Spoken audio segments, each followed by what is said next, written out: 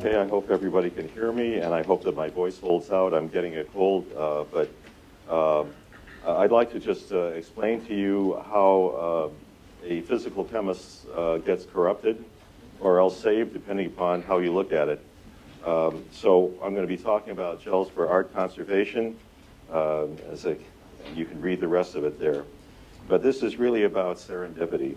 And according to Webster, it's the faculty of finding valuable or agreeable things not sought for. And according to me, the way in which I would paraphrase this, I'd rather be lucky than good. And I've been very lucky, maybe not so good, but I've been really lucky throughout my scientific career. And this is just another example of that. So serendipitous event number one. In 1987, a graduate student in my laboratory, Yi-Chan Lin, came to me with a completely unexpected observation, and that is when he made a solution of an organic molecule, which I'll give the acronym CAB to, and he put it into some organic liquids. Instead of there remaining a solution, he turned them upside down and they didn't flow.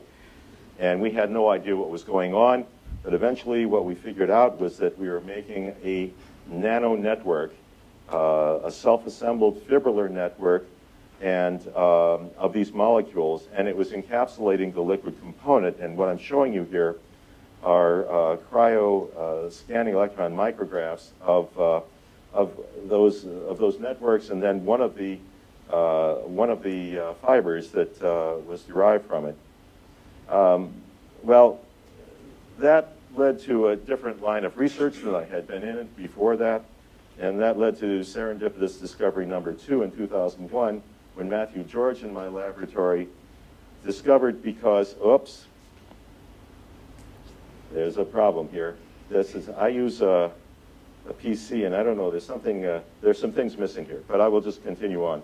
If you make a solution of some simple amines, and then you bubble through carbon dioxide, you form something called an ammonium carbamate.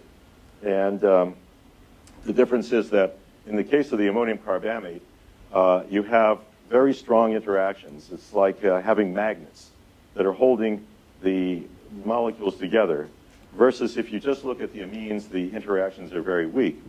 And so by simply bubbling through carbon dioxide through a solution of an amine, you can form a gel. Now, we didn't plan to do this, but we got an impure sample of a chemical from a reputable supplier, and it was through sleuthing by Matthew George that we figured out what was going on. And instead of complaining, we thanked the supplier for the impure chemical. And then if you then bubble nitrogen through this gel, you can displace the carbon dioxide and go back to something which flows very nicely. Well, we published this, and what I'm showing you here is just what happens under the various conditions. That part worked. I didn't think it would. Okay, so when we published this, I received an email from a professor in Italy, Luigi Dei, and he wrote a rather cryptic email, and essentially what he told me was that these gels might be useful for art conservation. Would I be interested? And I wrote back and said, yes, but what are you talking about? and eventually he explained it to me. I'll show you on the next slide, but I just want to introduce the cast of characters that we've been collaborating with since that initial email. So this is Luigi, and he sent a graduate student, a person who was a graduate student at the time, who's now on the staff in the University of Florence, Emiliano Cavetti, to work with me, and we developed a gel that was specifically for art conservation. There's a third person who was involved, and he's on top because he's the capo, and that's Piero Baglioni, and all three of these people are fantastic scientists. They're quite knowledgeable about art conservation as well as basic science. The other person, Madam X, is my wife, who was, and where this picture was taken in Siena. So this is what the explanation was. If you have a reversible gel, and that is one that you can make very stiff, or you can make it flow like water, and you can do this on command, then this would be better than the gels that were currently being used at the time from the standpoint of the following. You have the advantages of normal gels, but you don't have to wipe the gels off in order to remove them from the surface. And then that means that if you can remove them easily in a liquid form, that you don't run the risk of creating micro cracks and things like that. So this was the basis for why we decided that these might be useful. And this is an example. This was actually the first gel formulation that we made. It involved something called polyallylamine, and the structure is in the lower left. It's not really all that important that you know what this molecule looks like, but it's a polymer. And we make up a pentanol solution. The pentanol is what does the cleaning.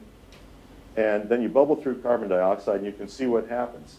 You can see that it goes from being a normal liquid to something which is white and sticks at the top of this vessel. And then instead of bubbling through nitrogen, which you don't want to do on the surface of a painting, because if you want to put a needle on the surface of a painting and run it over it for, I don't know, a couple meters squared, you're likely to do some damage to the surface. So what we found was that if we just took some very dilute vinegar or something like that, just very dilute acetic acid, we could reverse the same process and go back to a very nice liquid formulation. So that's what we did. Now, my Italian buddies are a little bit more adventuresome than people in the United States. And this is actually the first painting that our gels were tried on. It's a 16th century oil on wood painting, and they convinced the head of the National Gallery in Siena to let them do this. I thought this was absolutely ludicrous, and after an exchange of several emails, what they told me was, look, Dick, this is Italy. We have thousands of these. So they went forward, and fortunately, they did not destroy this painting. In fact, what they found was that, I will just put in quotation marks, that the gels worked. And this led then to the beginning of our work with other gels. So the polyallylamine is a little bit difficult to work with, but polyethylene imine is a lot easier to work with, and it does essentially the same thing. You make a solution of it, you bubble through carbon dioxide, and you get a gel. And this is another example of how this particular kind of gel was used on a fresco from Santa Maria della Scala, Sacristi in Siena. And actually the part that was being cleaned is actually lower than the hand. The painting is not, or the fresco obviously is enormous, but this gives you an indication by looking at the panels B before the cleaning and C after, the areas where the gels were applied, that it was possible to remove a varnish that had been put on for quite in the 1960s. We found that we could also remove dirt from gild and varnishes from gild. That's very difficult to do because the gild isn't put on very strongly. And we can even clean dirt from old churches. So this was outside of, I think it was outside of Siena, where there was a candle being burned for I don't know how many years, had covered up the design that had been put into some of the walls. All right, serendipitous events numbers 3 and 4. In 2008, Laura Angelova joined my laboratory, and Laura's over there someplace. And then Barbara Berry, about the same time, formally joined the collaboration, and she's from the National Gallery of Art. And Barbara is here too. I saw her walk in.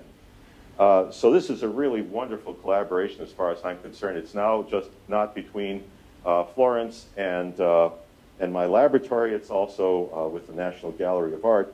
And having Laura, who's a fantastic graduate student, is a wonderful benefit, because Barbara teaches Laura, and then Laura teaches me.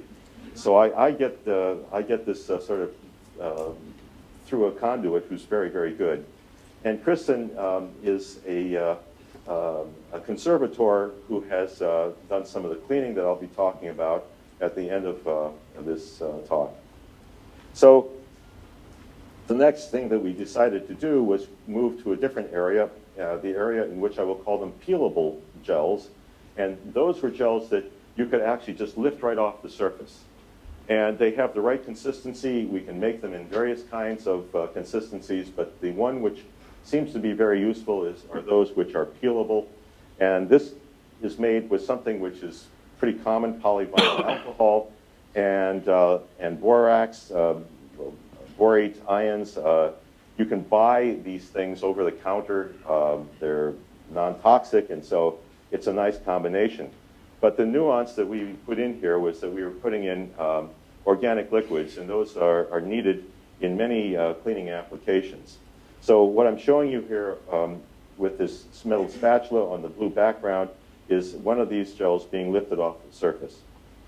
And they're transparent and pliable, and they're easy to remove. They can hold large amounts of commonly used cleaning liquids. They do not leave detectable residues.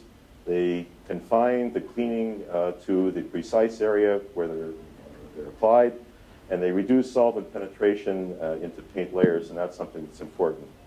And the one which I think is most important is they do not leave detectable residues. So this is the way in which they form. For those of you who have a chemistry background, I'm showing you in two steps. The borate or boric acid is shown here on top, along with, this is not just polyvinyl alcohol, this is partially hydrolyzed polyvinyl acetate from which polyvinyl alcohol is made. And we have several of these, and they allow us even a greater diversity of gels to be made. So eventually you end up with something which is cross-linked. You essentially take something that's like strings of spaghetti and you bring them together and make them hold together so that you have a three-dimensional network. So these are the groups, the acetate groups, which give this polymer an ability to imbibe a larger fraction of organic liquids. And this is an example of an area of a wood panel that was cleaned with some of these peelable gels, and I'm showing you in the square at the lower left where the part was that was cleaned, and you can see A before and B after where the red dashed lines are, and it worked. This is a varnish, a very old varnish that had been put on, and it was possible to remove it. One of the latest things that has been cleaned, and this came from the National Gallery in collaboration with Barbara and Kristen, Laura had a lot to do with this as well, of course. This was a painting that was donated to the National Gallery, and it had been stored under rather dubious conditions for quite a while, and so it was really in need of cleaning. And there were several different formulations that were used to clean it, but one of them involved the use of the gels that we had developed in the laboratory. And so this is an example of an area which is being shown here before and after the cleaning process. And the formulation is not all that important. The important thing is to recognize that, that these gels do work on many different kinds of paintings, and we're still developing new ones and trying to improve the ones that we've already made.